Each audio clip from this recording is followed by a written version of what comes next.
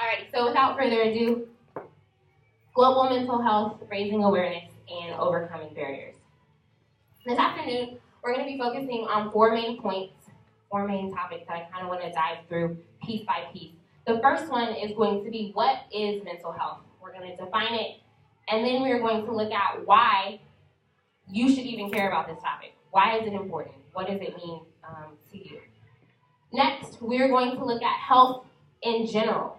So kind of the broad picture of what health is, and then we're going to dissect it into two key components, which are physical health versus mental health. Next, we're going to look at the burden of disease. I'm going to define for you what that concept means, and then the challenges, the barriers, the obstacles that are associated with the burden of disease. And lastly, what you can do. So I never want to give a presentation, I never want to inform people, equip them with knowledge, and then basically like, okay, bye, see you later, good luck. We're going to kind of give three different strategies, action plans, to what we can do after we hear this information. So I've listed for you 4 different statements. And these statements, next slide, please, let's see, thank you. These statements are going to help us kind of go through defining what mental health is not. We're going to talk about what it is in a second, but what mental health is not. So the first one, people with mental health disorders are crazy, incompetent, and or dangerous. True or false? False, absolutely. The second one, there is little hope for recovery for individuals with mental health. True or false? False. It's okay. It's good. It's okay. Mental health can be determined by socioeconomic, biological, and even environmental factors. True or false? True. They're like, where's the answers? It's true. And then the last one, mental health is often associated with stressful work conditions, gender discrimination, and social exclusion. True or false? That one's true. So now that we've cleared up a few misnomers, kind of debunking the myths, let's properly define what mental health is. Mentalhealth.gov states that mental health includes emotional, psychological, and social well-being, and it affects how we think, feel, and act. I've listed for you on the other side some common disorders, some common behaviors or things that we can kind of classify within the mental health field. These things would be, let's hit the button, depression, thank you, post-traumatic stress disorder, suicide, anxiety, bipolar disorder, schizophrenia. Some of these you may be familiar with, some not so much. And so basically, why should we care about all of this? Why does all of this information matter? And especially for those of you in the room who don't have a mental health disorder, maybe you don't know someone who has this disorder. Let me make sure my presentation's still going. Okay, cool. It turned black, so I was like, if we get halfway through this, and I'm supposed to get this. Okay. So here are the facts, according to WHO, and WHO is the World Health Organization. They're kind of the leader in all things internationally regarding health. 350 million people suffer from depression.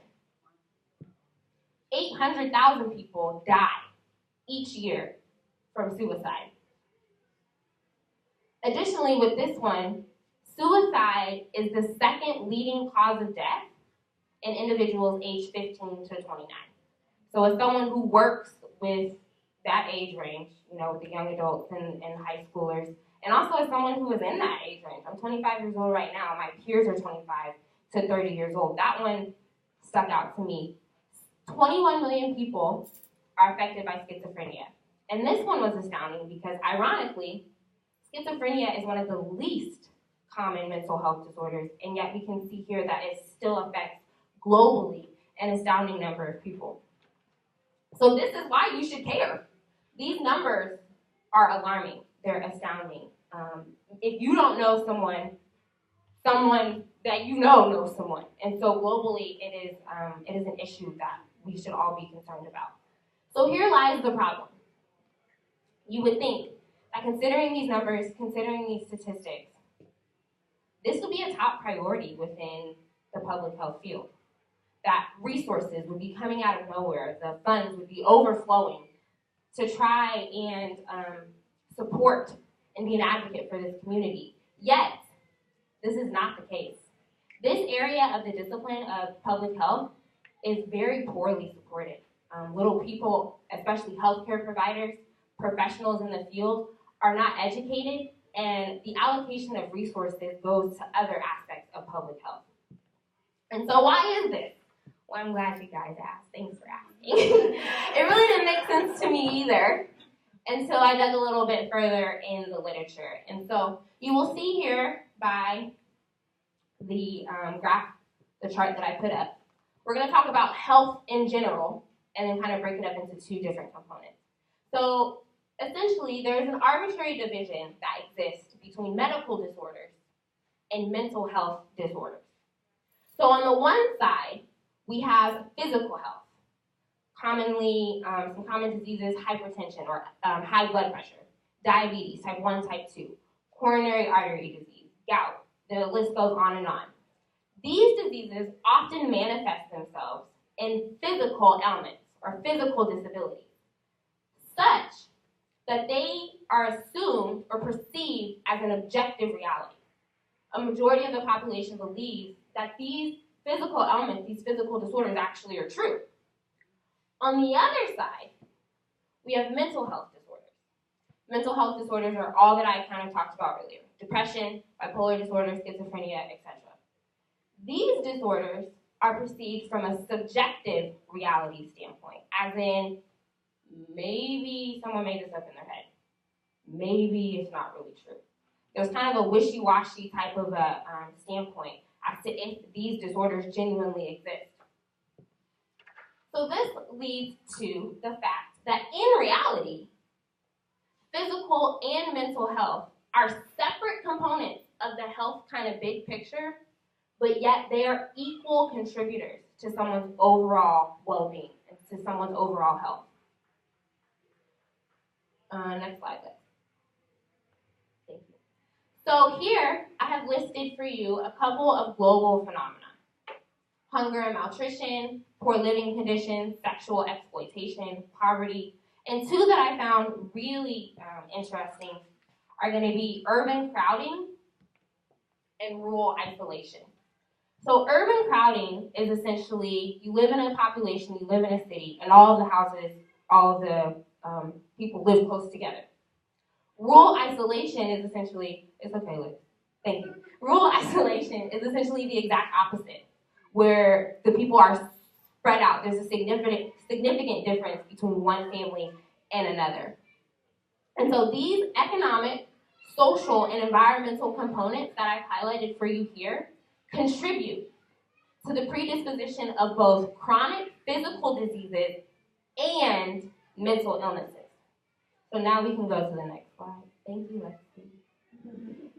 And this is going to be one of a quote from a famous anthropologist. And it says, to think about mental health, then one must consider a range of interrelated forces that at first glance might not appear to be psychiatric problems. So at first glance, show of hands, the list that I just gave you, do we automatically kind of link that to, yep, someone who lives in urban crowding or someone who is in an impoverished neighborhood, yep, they're going to have a mental health disorder? Not necessarily. Not necessarily. Let's take, for example, eating disorders, right? Eating disorders, anorexia, bulimia. A patient walks in, and physically, their symptoms would be malnutrition, dehydration, hunger, weight loss. But if we dug a little bit deeper into that patient, we could potentially find that at the root of that is depression. At the root of that is anxiety. At the root of that is post-traumatic stress disorder. So I need you guys to bear with me. We're going to make a really tough transition in kind of the overall presentation. And moving forward, I want to discuss the burden of disease and the additional challenges and barriers that are associated with specifically marginalized groups that deal with mental health illnesses. So stay with me, it's gonna get a little tight, but I promise it'll all make sense at the end. So the heading that you see here, the burden of disease, is appropriately assigned to this next portion of the presentation because these marginalized groups share the greatest burden of dealing with the mental health illness that they might have. So let's start by defining a key term that will help us better understand the burden of disease concept.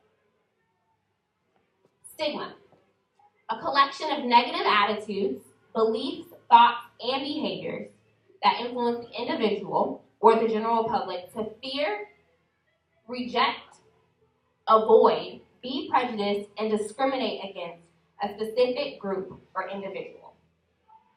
Additionally, the United States Department of Health and Human Services has considered stigma as the most formidable obstacle to the future progress of mental illness and as a whole and health. So why is stigma such a big deal? I could have just dove right into the meat of what I'm talking about, but I needed to preface it with kind of stigma so that we can have a better understanding. Stigma essentially creates a barrier for individuals needing mental health resources and treatment.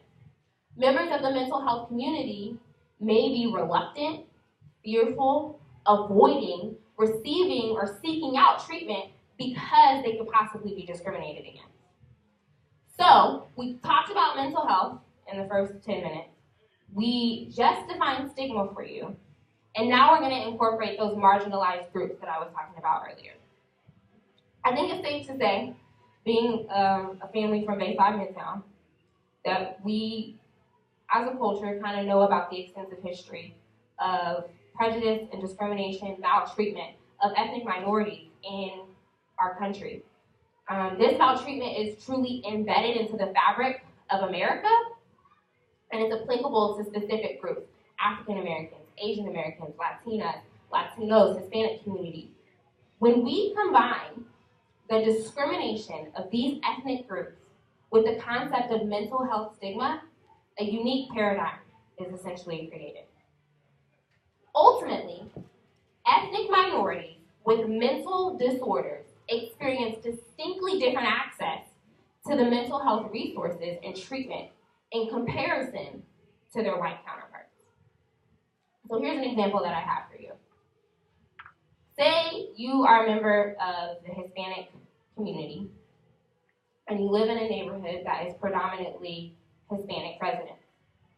And there is a sign on the door clinic that says mental health clinic. You, as a member of this Hispanic community, are not going to go into that door. You are not going to go seek help. You are going to feel as if going into that door, you would be labeled as crazy. You would be labeled as incompetent. You would be labeled as weak, not playing with the full deck. Ultimately, all of these labels, all of these stigmas that would be associated with that example are rooted in ignorance and neglect. When a disease or a group of people is when people are poorly educated regarding a disease or a group of people, this formulates, let me start over. When a disease or a group of people are poorly educated about a disease, the society comes up with their own assumptions.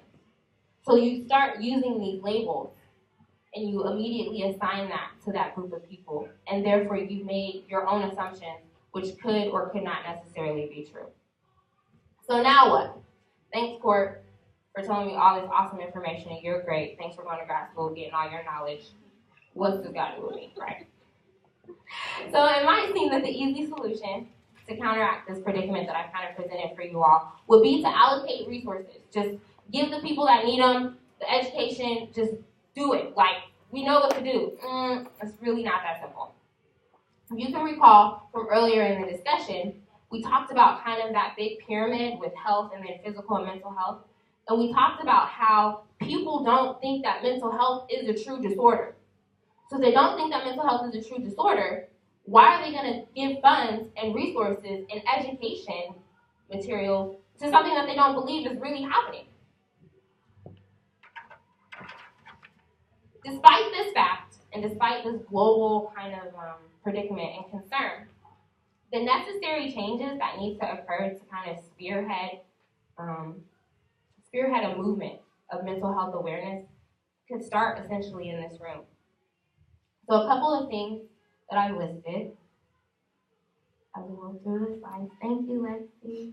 So a couple of kind of action points, some things that you can take home with you. The first one, encourage others to tell their story. Maybe you are dealing with mental health disorders, or you know someone who's dealing with the mental health disorders. Encourage them to talk about it. Closed mouths don't get fed, as my mom used to always say. And so by not talking about the situation, by not talking about the diseases or the concerns, we are being and perpetuating the problem that exists. We're not helping. My mom always says, if you're not part of the solution, you're part of the problem. Exactly. The second one is keep the conversation going. So do not leave this room and take all the information and the knowledge that you've learned and keep it to yourself. Go out, share it with your friends, and to even those who might be a little bit oblivious to kind of what's going on around them in the world today. And the last one is be creative. As a member of the millennial population, we have social media, we have Facebook, we have Instagram. Use your resources that we do have access to that don't cost us a lot, and use those to be an advocate, to be publicly kind of in the circle, in the conversation, to be a mental health advocate. So we've discussed at length all about mental health, at least to the extent that I could give you today.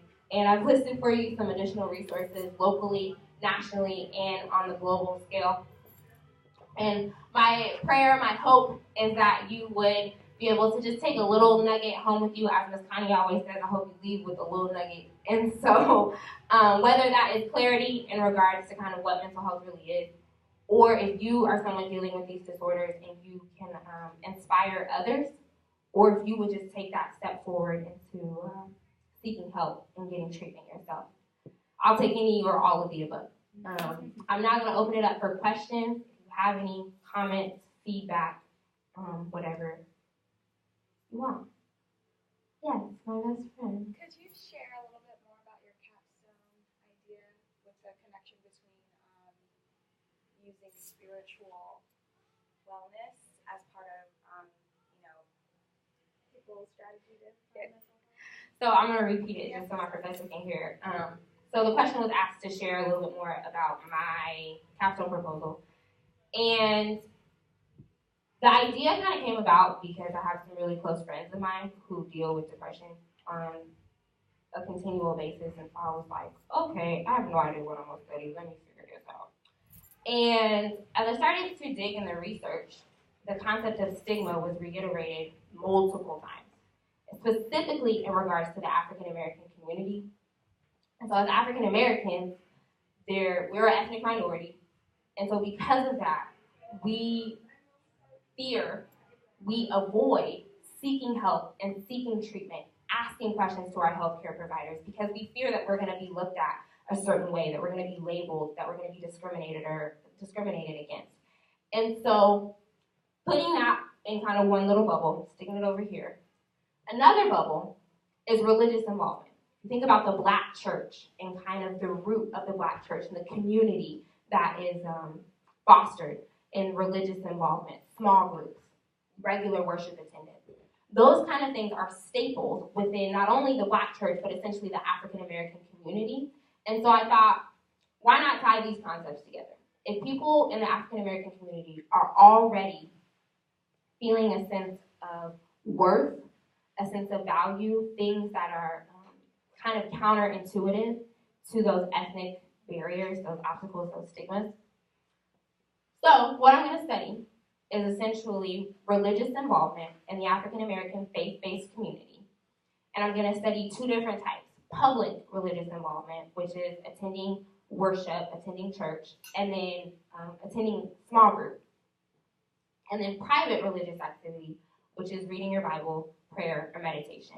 And how those four actions or behaviors can impact the severity of depression in the African American community. Does that make sense? It took me like 4 months to be able to say that sentence to y'all in like 2 minutes. So, thank you very much. Thank you. Anyone else? It's okay if you don't have a question. I'm honestly just grateful that y'all are here. Yeah, I want to say thank you for sharing. I was really, I want to get more interested. Maybe you can like give me some resources or us resources like the burden of disease, because I work down the road in the Paso Heights, and there's a lot of mental illness. And for me, as a youth advocate, I'm learning to work with individuals, primarily with male youth, Hispanic, African American, and even Caucasian.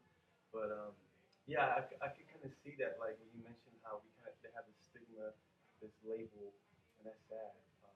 But yeah, just kind of any other things we could look into that when we think about the stigma and the burden of disease, because there's definitely you're right, like in terms of discrimination and barriers. So yeah, I don't know. I really appreciated that because it made me think a lot. Absolutely. When I see in the community where I work, and our work is not trying to see people as cases, but also like and we're faith based, so it's people who are being trafficked and so forth. But just like building that relationship. I think from the research that I read and just kind of the small amount of knowledge that I have, educating them in regards to their available resources. So even if you literally give them these 3 websites and say you can go on here to find more about what you're dealing with. Some people with depression and anxiety have no idea what's actually going on. They just think there's something in their head that they made up, essentially, which is that subjective reality that I was talking about earlier. But if maybe we could point them to these resources on a local level and say, hey, read up on depression, read up on anxiety. Do any of these things kind of fit with something that you might be going to? And then providing them with a list of resources of mental health clinics. And even Eddie, just go with them, because sometimes that fear of being rejected, that fear of like, I'm not going to do this because I got to go myself. But if you're like, you know what, I'm going to go with you. And we're going to go through this together. Clinically or professionally, there may be some HIPAA laws or something. But even if you just have to wait outside, and just going and supporting them and saying, I want to hear your story. Just what I said earlier. Encourage them to share their story. What you're going through is not fake. It is an actual reality. It is, a disorder. And just fostering them with a sense of empowerment. Yeah? No, it's good, yeah. And this is good because, like, we have an LCSW and psychiatrists there, too, so then we can refer them to within the building and all that. Yeah. And it's, like, cool people, too. And putting them together in the same space, too. Because just telling them, hey, go check this out, and then leaving it at that, but literally bringing the psychiatrist, the psychologist, or bringing them to the place or the person and kind of merging the bridge and connecting them. I know. Yeah. So. Yeah. So I'm excited, I guess, in going and looking into like the power of the person who actually has the mental health illness. But are you also going to kind of talk about how your perspective and your view about life and purpose and change and God and all of that has changed you and how you've developed through the process of healing them, but you also being healed in a way too? Are you going to go into that discussion too? For my capstone? Mm-hmm. I wish I could do that. Is that not allowed? We can't really. What's the term for it, Allie? Where you insert yourself into the research? Subjectivity. So I can't really insert myself into the data pool of kind of what's going on. If I were writing a dissertation or just a research or book in general, sure. So I wish I could. But essentially, that's kind of where it stemmed from. Yeah. I have connections with people. It's that's the interesting relationship about working with people in a health sphere is you know resources and you know how to help out and scientifically, but it's really interesting because there's a whole other element of life other than science. Right. That people and so it's there's a whole other layer of looking at everything and you're going to experience that and learn that as well through it all. And I'm awesome to go through. Like, that's what I love being in science, because you're like, well, there's more. Right, right. Yeah, but I guess that's kind of the difference of having faith and not having faith. So. And just diving into all of the literature that is out there in regards to religious involvement and just health in general. Indiana Wesleyan University is a faith-based university. And so if I had not been exposed to this school, that section of my graduate education would not even exist. I would not have picked up journals revolving religion or spirituality or anything like that. So it's awesome that I get to go to a school where it's okay to talk about your faith. It's okay to talk about Jesus. It's okay to talk about God. And though we may all believe in a different kind of higher being or a different spiritual power, we are able to talk about it. And it's okay. It's acceptable to speak on that in your own kind of way. So, thank you. Yeah, Will. No, you saying that was like kind of huge to me, because usually a lot of times with science and theory, they always separate the faith-based part of things opposed to what's actually going on Exactly. mentally. Exactly. So that's a huge situation. They always separate those two for some reason. Exactly. But I mean, at any given point, when are you going to be able to write your own theory or your own whatever you feel? When am I going to be able to write my own book? Well, let me get through grad school first. Let me get through grad school first. The goal is to apply to PhD programs She's like, let me become a doctor first. We're good. in August. And so, exactly, when I get to my dissertation, and my goal is social and behavioral health and all of the theories that apply with that. So once I get to there, I got your book, and I'll sign it for you in my dissertation, and I got you. I want to be respectful of the fact that there is another event coming in here after us. Literally, thank you from the bottom of my heart. I was expecting to present to this girl right here, and that's it. So just thank you for sticking with me. I know a lot of these concepts were new, and they took a little bit of digging, and so I just appreciate you being here, and have a great rest of your day. Happy Christmas. Thank you guys. I'm glad you were able to change the time, so I could.